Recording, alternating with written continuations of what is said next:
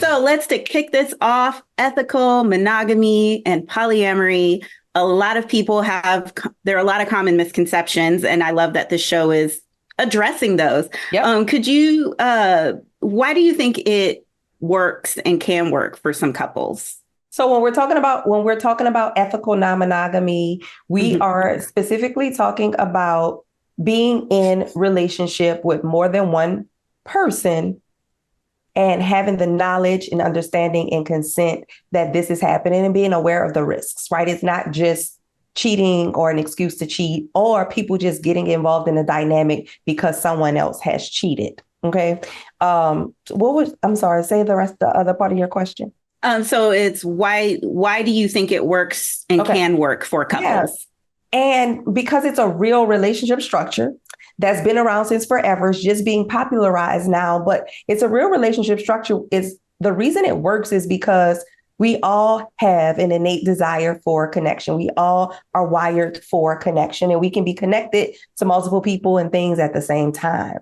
And polyamory, non-monogamy works because we get to be in connection and in relationship with people for different reasons, right? That meet various different needs for us, some for sexual and some for relational reasons that many of us aren't able to get with just one partner. And that's why it works. Makes sense. Scott, can I have your thoughts, especially since you've experienced this kind of relationship? Yeah, no, to me, I think the thing that I also want to say, I do not think that polyamory is something for everyone, right? No. I don't necessarily think that open relationships are for everyone, just like I don't think that monogamy is for everyone. Just like I don't think that marriage is for everyone. And so at some point we have to be willing to kind of take a pause and then identify what the options are that are available to us, what support and resources are available to us, and then be open and honest about what our needs, our desires, and what our willingness to show up in them, what we're willing to offer in them, might be. And so, to me, I think the thing that makes any relationship work, whether it's poly, whether it's open, whether it's monogamous, is that your honesty, right? And your willingness to show up even when you don't want to, are the things that make it work. I think on our show, on Couple to Throuple, I think the thing that makes this dynamic people so curious about it, and the thing that I believe that makes our show work so well is that you're in an environment where other people are also engaging in this experience, so you don't feel like you're alone. You also have the incredible guidance and support of an expert that is Dr. Shamyra, who has not only experience in working with couples in their dynamics, but also working with people who are in polyamorous relationships. It is the crux of a lot of her study and her practice. She is incredible at what she does, and she's able to drill down into the moment and into the experience with people in a way that challenges them right then. It's not like I got to go back home and think about, she really does help people through in the moment. And I think it's what sets our show apart. I think that also we have just decided as people, is there something else out there? Is there something else? Is there something else out there we could be doing? Is there another way at this thing? And to be able to show people that there is something I think that we're both very, very proud of. I absolutely cannot agree with all of that.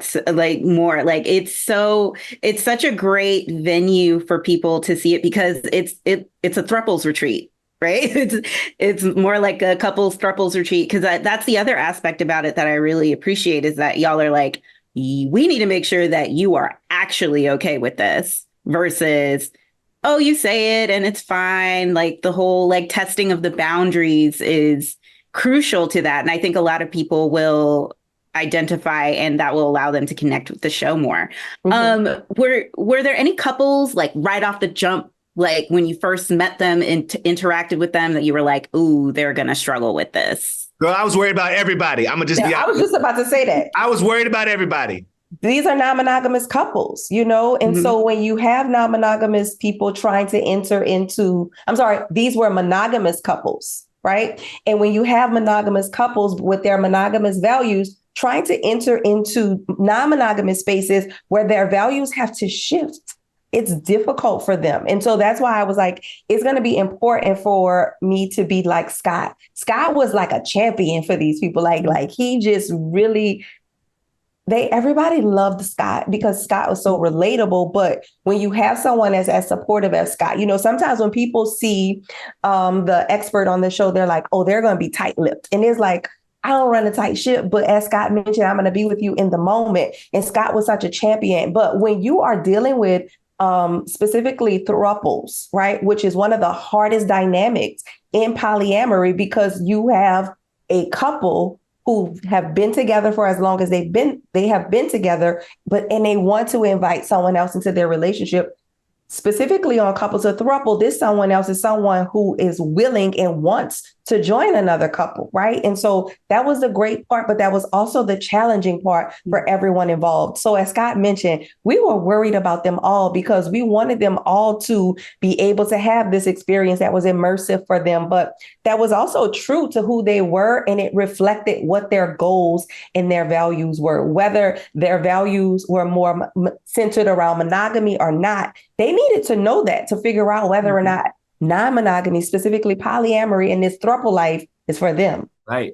And we had couples that showed up to the resort that were had been married, right? We had a couple that had been together for nearly 10 years when they showed up to the resort. We had a couple that was a same-sex male couple. We had a couple that were started out as best friends and happened into a relationship with one another. And so I think you're going to find that there's someone in this experience, whether it's through our couples or through the incredible, and we don't say this enough, to be honest, the incredible singles that showed up to this experience. I think you're going to find yourself relating to someone in this dynamic or choices made in this dynamic that are going to make you feel like, oh, wait, this isn't actually all that foreign to me. Oh, wait, this isn't actually all that different than maybe than what I expected it to be. Right. Yeah. And so it's a really, I think, beautiful experience. And I love that you said it felt like a retreat, because that's really what we aimed to create, this safe place with some challenges involved, but an opportunity for you to try to expand your mind, expand your definition of what a viable relationship could look like, and to challenge also what maybe what you thought would be a norm. You know what I mean? And so, yeah, it was. I was worried about everybody, but not in the sense of like they ain't gonna make it. Correct. Maybe not everybody was like that, but I think, for the most part, was worried about them wanting to make sure they had the best experience they possibly could. I love that. That's so beautiful. And especially with such a tense, sensitive topic like this. Right. One last question. Something that I noticed, the singles seem to be more emotionally involved than some of the couples. Why do you think that is? And tagging onto that, well, no, actually, you already answered that. So let's just leave it there. Well, I think that the it's a great question. I think it's in a very astute, I think, observation, because the singles who showed up to this experience, for the most part, had some experience with polyamory, not just non-monogamy, right? And so they were ready to make emotional connections. They were prepared to help these couples understand that this was not just about a threesome. This was not just about hooking up. And not to say that the couples had that intention, but where any of those wires may have been crossed, our singles made very sure we gonna uncross some of these wires. You know what I'm saying? And helped them identify what it was they were really there for, and called them out when they felt like they were being dishonest or weren't being pure in their intention, whether they were or were not. Do you know what I mean? The calling out is the key. Is the point I'm calling out. And so it was really cool to see our singles take on the responsibility, not necessarily knowingly, but take on the responsibility of helping our couples through this process, as well as Dr. Shamyra and I were there to do. Yep. That's it.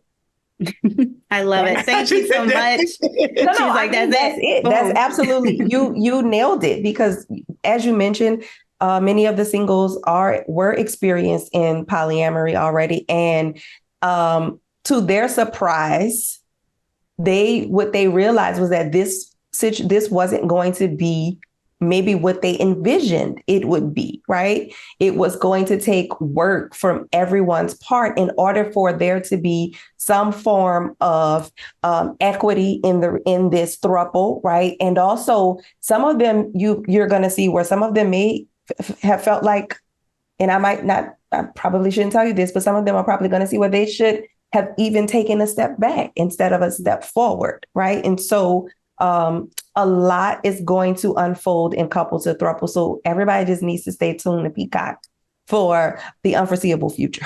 Ooh, Sheridan, you done got the good stuff. You done got stuff we was not supposed to say. And that's why I'm going to time this accordingly. Thank y'all so much. This has been great. I wish we could hang and kiki a little more, but I know y'all have things to do, and I appreciate y'all. I appreciate this show. I think it's going to educate a lot of people. And yeah, thank you both so much, Scott, Dr. Shamyra. Thank you for your great questions, Sheridan.